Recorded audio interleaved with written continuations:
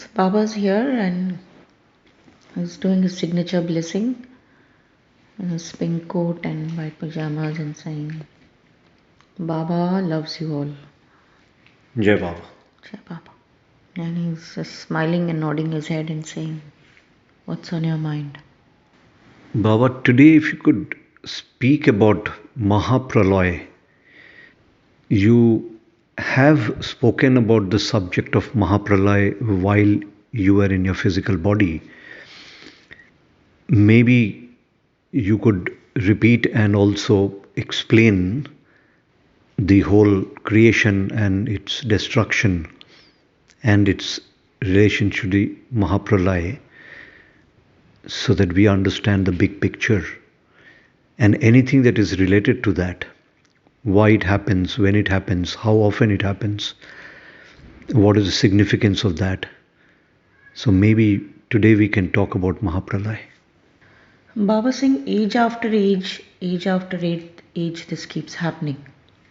And as literally from nothing to everything and from everything to nothing, when the whole universe was created by that ancient soul. One, it was created by the ancient soul's whim and fancies. And of course, once you create, you need to preserve, right? So after you create, there's no looking back. Yeah, you can destroy. If you don't like a piece of art that you have just made, right? So what do? You take an eraser and you probably try to better it. Because if you don't like it, then you wipe it off, right? When you're painting, you wipe it off. When you're learning something, if you think it's not right, you start again. So when the universe was created with that free will and wish and whim and fancy, then there was of course a need to preserve that creation. And in preserving the creation over a period of time, there is of course going to be wear and tear. Correct? Correct. The body goes through wear and tear as as a human being. Of course, entire creation of flora, fauna, animal kingdom, sea life, so on and so forth. Everything exists and everything perishes. Once it perishes again, the life cycle begins. So just like in spring, you have newer energies. You've got different plants, flowers, flora that comes. And then as soon as spring is over, there's summer. After summer, then you've got other seasons coming up. You've got autumn, you've got winter. Then of course, everything that blooms, buds and blooms, will come to rest, right? So there will be a period where everything will come to rest. And then of course, there'll be again renewed growth and there'll be renewed energies. So this process will continue. And if you want to call it, or I've called it as Mahapralaya, it is all about constant change. Constant change, one for improvising, one for what is not required to perish, and for newer energies to expand and exist. So Mahapralaya is actually creation, preservation, and destruction, all three in one. And in simple terms, as I have explained, age after age, and as more innovations keep happening, there is more progress, science has moved on, technology has moved on. So we look at the good side of the progress, but in we also know that with the good that happens, there's also downside, right? There's also side effects that happen, or there's a complete change that will happen, and therefore, if from what you produce, if you don't preserve, then of course it'll just perish. So if you're going to grow vegetables, you're going to cultivate, you're going to try and make the soil fertile, right? Because the soil will be affected by um, by bacteria in the ground, and there might be the plants might perish, so you'll have insecticides, right? To take care. And there's always scope for improvising. So Mahapralaya, if you look at the entire creation, the creation that really started many billions and billions of years earlier does not exist anymore, right? And as we speak, every second to a nanosecond there is destruction happening. It's only that it's not visible to you. You're not able to see what is really going on. If there is something happening in Alaska sitting here, you're not able to visualize, or you're not able to see that, correct? But there is constant change that is happening. Because if there is something that is blocking your path, right, what do? You get rid of it, right? So Correct. that the path is cleared up for you to go ahead. So that it's a representation of energies that are always going through the universal life cycle, and hence it will exist, it will get destroyed, and it will again re-emerge. So one is that it is happening continuously, but also there is a Mahapralaya which is supposed to be the ultimate tsunami where the entire universe gets annihilated. The universe is being annihilated. You have no exposure to how the planets are moving, right? How it's happening in space, because you have no exposure to that. Right. So that is continuously happening in the universe. So what is that annihilation? If you're saying that this whole universe will become null and void, no, it cannot happen like that. It cannot. Because what will grow from the seed will grow to a complete, a big tree, and that tree will again produce, right? So the cycle will go on. Right. It doesn't come to an end. Now, you might think that, yes, when will that day come and this whole universe will be completely annihilated and destroyed?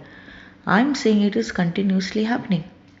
The very cycle of life and death itself is a Mahapralaya, isn't it? How many times the soul comes and goes? Isn't that Mahapralaya in the universe? It is. It represents its entire cycle. So it's not a one-time incident. Mahapralaya is a continuous It is phenomenon. absolutely continuous. It is constantly and continuously happening. There will be destruction, there will be reconstruction, there will be restructuring, which it happens all the time. So the phenomena is not new in the universe at all. Whatever baggage is not required needs to go, right? It's only when you get rid of the baggage which is not required, then you have scope for. But it is said that even in Puranas and other scriptures, it's said that there is a cycle of Manu, and that is some huge, 84,000 or million years or something. And at the end of that cycle, the new Manu comes. So it is the life is Yes, so when it talks about the new Manu coming, the new Manu is coming with new research, with new technology, with new innovations, correct? Isn't it? Some soul is getting born, right? That Manu soul is getting born, coming from those planets or getting charged from those planets, coming, downloading it on the planet called Earth, right? For the growth and for the betterment of humanity, isn't it? Right? Starting from maybe a desk phone to moving to a mobile phone and satellites these days, isn't it somebody who is coming and downloading that technology? Correct? correct. So that soul, that Manu soul, has gone through a change. So that's what you are referring to. You're not saying that there is a actual incident in which one day the planet is No, completely annihilated, destroyed, another. So it is. no, not at all. Not at all. I'm myself saying I will be coming back 700 years from now, right? So there's really not a concept of a one-time Mahapralaya No, that, it is very notional. There is no such concept. because the universe never gets destroyed. How can the universe get destroyed? So it is for eternity. It is for eternity. And it will only change with time. Correct? So it is a notion. When there is a big change, that must be called a Mahapralaya. And the smaller changes are continuous and everyday. Continuous changes are happening in the universe. If there is a flood, if there is a tsunami, or if there is famine, these are small ways of resurrecting the energies in the universe. So there is nothing called doomsday. No, Baba saying, no, I don't think there's anything called doomsday. It is a very beautiful creation. Why will there be a doomsday? And what different can happen? How different do you think the universe should be? Huh? What should be different? If this universe is destroyed right now, what different should happen? Nothing. Even if it comes back Correct. again, it will be same universe. You will still need water, you will need plants, correct? You will need vegetation, isn't it? You need oxygen. You need oxygen. You need sun and the moons and the lights. So what is the need to destroy and reconstruct? Yes, what you have created, you can improvise, right? Unless the model is not working at all and you don't think this is not working, so let's do something else. But even to do something else, you'll only improvise, right? So you're saying that even doomsday or the Mahapralaya, if it is restricted to not the universe or the planet, but to mankind and to the living, even that is not reality, or that is not true. So it's not that in one day the whole mankind and the living animals gets destroyed, but the planet remains and the planet regrows.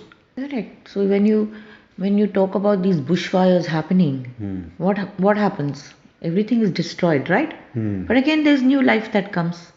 So okay, if they're in a bushfire, we have destroyed, say, 5,000 animals, correct? The whole land is gone barren. There's no more vegetation there. Okay, let's say that is Mahapralaya. Okay, what next? What should be done there in that space now? What different? We need to bring back the life that has been Correct. lost. You can't